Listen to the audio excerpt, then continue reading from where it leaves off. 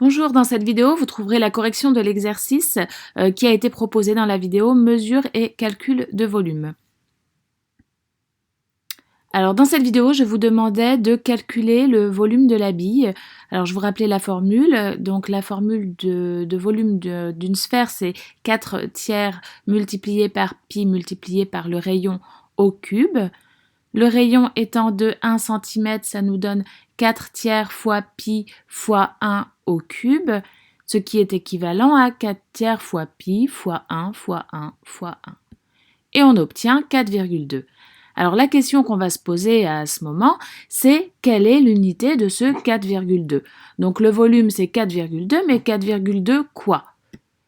Alors, on va regarder les unités d'un petit peu plus près. On voit qu'on multiplie des centimètres par des centimètres par des centimètres, ce qui nous donne donc des centimètres cubes. Ça veut dire que le 4,2 va être en centimètres cubes. On n'oublie pas la phrase réponse. Donc, le volume de cette bille est de 4,2 centimètres cubes. Dans un deuxième temps, je vous demandais une méthode pour mesurer le volume de la bille et je vous proposais l'éprouvettes graduée.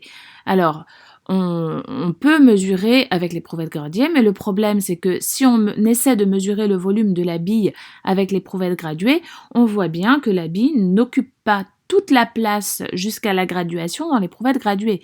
Il va rester de l'air autour de la bille, donc le volume que l'on va pouvoir lire ici, ce ne sera pas le volume de la bille uniquement, mais le volume de la bille plus l'air qui est autour jusqu'à la graduation. Donc on ne peut pas mesurer un volume de solide directement dans l'éprouvettes graduée. Il va falloir ruser un petit peu et puis trouver une méthode pour ne pas mesurer justement ce volume d'air qui est autour de la bille. Alors la méthode elle est assez simple, c'est-à-dire qu'on va commencer par verser du liquide dans l'éprouvette et on va lire le volume de liquide, donc qui pour nous va être de l'eau. Donc on lit le volume de l'eau. Dans un deuxième temps, on rajoute la bille. Le volume total, il va augmenter et en fait, il va augmenter du volume de la bille puisque cette fois-ci, il n'y a plus d'air autour de la bille. Donc le volume total va correspondre au volume de l'eau plus volume de la bille. Donc un petit rappel, on lit bien le volume en regardant le bas du ménisque.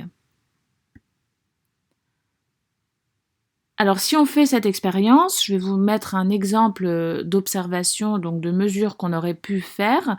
On va avoir par exemple le volume de l'eau au départ qui est de 20 ml et le volume total, c'est-à-dire une fois qu'on a rajouté la bille, qui va être de 24,2 ml. Donc vous êtes habitué à lire des volumes en millilitres sur les éprouvettes graduées.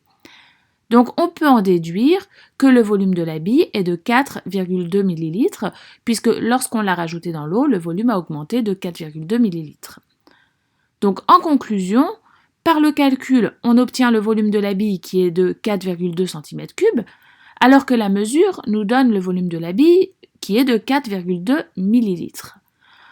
Alors bon, ça ressemble quand même beaucoup, mais l'unité n'a pas l'air d'être la même. Alors est-ce que c'est la même chose ? Eh bien, la réponse, ce sera dans la vidéo sur les conversions de volume.